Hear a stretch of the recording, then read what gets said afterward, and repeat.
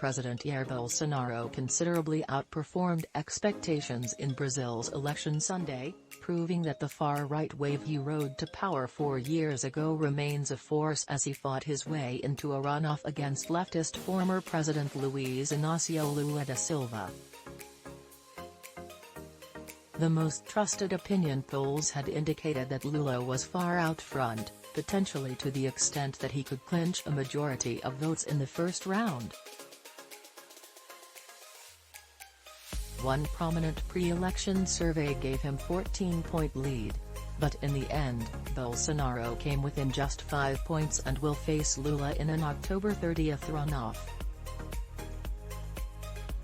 On Sunday, Lula won 48.4% of valid votes, which excludes blank and null ballots, while Bolsonaro got 43.2%, according to Brazil's electoral authority.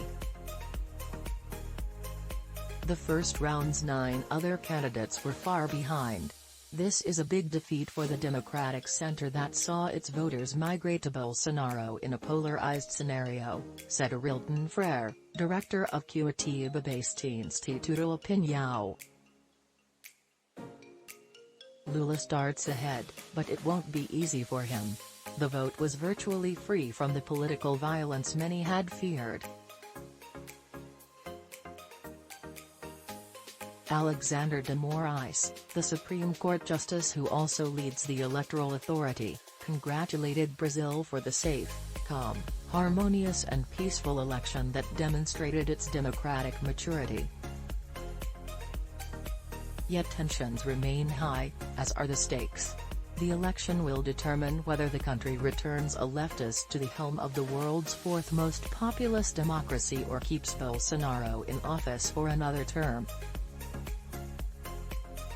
The last 4 years have been marked by his incendiary rhetoric, testing of democratic institutions, widely criticized handling of the COVID-19 pandemic and the worst deforestation of the Amazon rainforest in 15 years.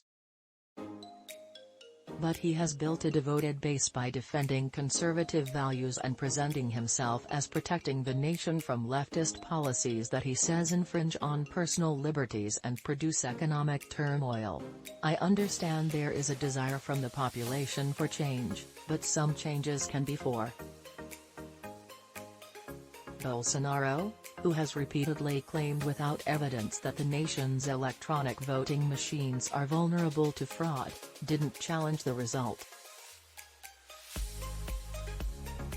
Lula is credited with building an extensive social welfare program during his 2003 to 2010 tenure that helped lift tens of millions into the middle class and saw exports surge amid the global commodities boom. But he is also remembered for his party's involvement in corruption scandals and his own convictions, which were later annulled by the Supreme Court.